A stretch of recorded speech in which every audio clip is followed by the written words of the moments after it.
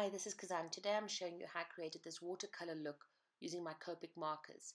I'm starting off using my Easter Bunny stamp set from Fun Stampers Journey, as well as the Summer Garden stamp set. I'm just going to use these flowers and leaves from this particular stamp set. So to start off, I'm just positioning my stamps onto my stamp block.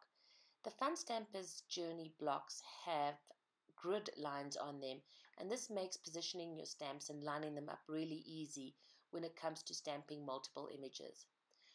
I'm using Oatmeal Cookie True Color Fusion ink. This is an ink pad which is a combination of both alcohol and pigment ink, and it's a true fusion, which means that we will get rich color every single time we stamp. This is going right onto my whipped cream cardstock. My tip here is just to heat set the image before we go ahead and color it in, just so that nothing bleeds. If we compare my colored image to the stamped image, we can see quite a difference, so I'm going to show you how I created that technique. I'm starting off by just dabbing some Copic dark brown onto my ink, onto my stamp block, and then just adding a few drops of my colorless blender fluid onto my stamp block as well. And then I'm going to use a really fine paintbrush, typically used for watercolor painting, picking up some of that colorless blender and ink, and then gently painting with light brush strokes over my image. As with any watercolor painting, I like to start off using the lighter color first and then build up to darker shades.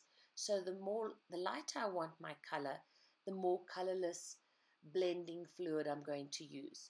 And I'm just shading in all those areas around my bunny where I'd like some of that dark brown color. So I'm just going to go ahead and add some more dabs onto my stamping block,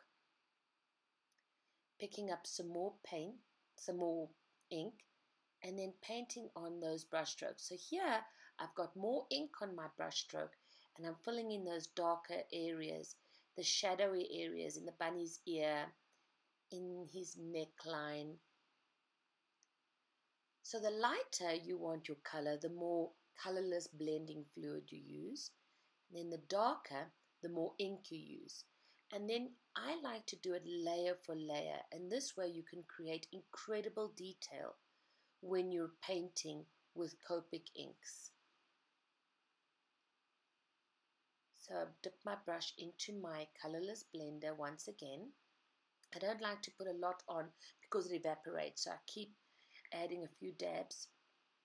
And then I'm just going to add those details on his head and around his eyes and in the folds of the bunny's neck as well.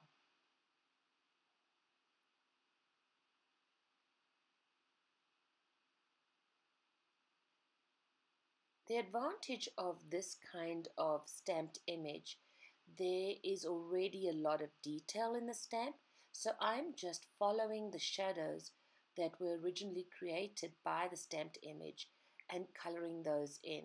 So all the folds around his legs, on the back, on his back, around his tail, all that's provided for me, so I'm just going in with the detail. Now to create super dark areas, I'm just going to pick up some more of that ink, and without using the colorless blender, I'm just going to fill in the details of his eyes, his nose, and the fold of his neck. And this creates the illusion of a watercolor painting.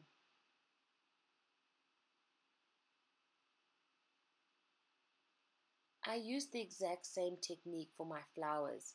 So for the one set of flowers, I used the Lipstick Natural Copic marker, just dabbed a few on my stamp block, and then once again added some colorless blender to that as well.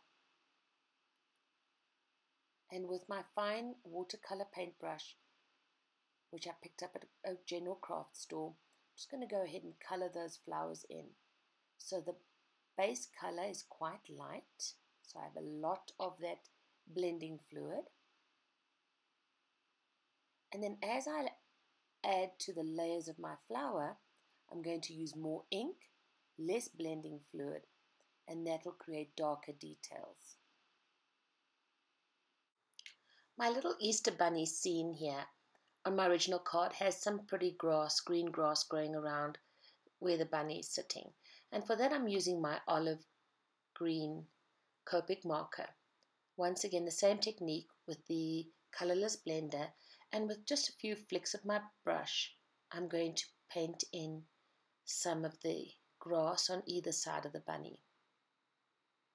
I'm using the very tip of my brush, and this way I can get very fine detailed little reeds of grass.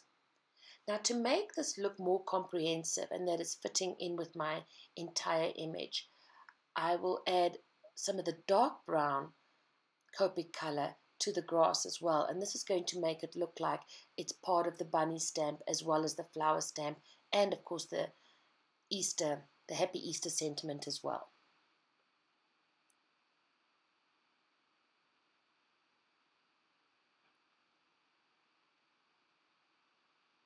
Just picking up some of that brown ink off my ink block, and just a few flicks with the very tip of the brush, adding in some of that brown.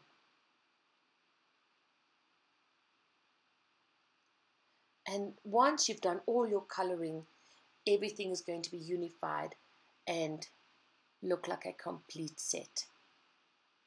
Fun Stampers Journey also sells these beautiful pearl embellishments, and I simply just adhere them and then color those in with my Copic markers, and then I have a perfect match for my pearl embellishment to my flowers. So for this one, I'm just coloring it in with the Lipstick Natural, and when I colored the flowers in blue, I did the same thing and just colored my pearls in with the Ice Ocean blue color. So for this stamp set, for this image, I just used these colors, the Ice Ocean, the Lipstick Natural, dark brown and olive green, my watercolor brushes, as well as my colorless blender. The rest of my card was assembled using Fun Stampers Journey products, including dies, cardstock, as well as the pretty ribbon, and you can find those details on my blog. Thank you so much for stopping by today.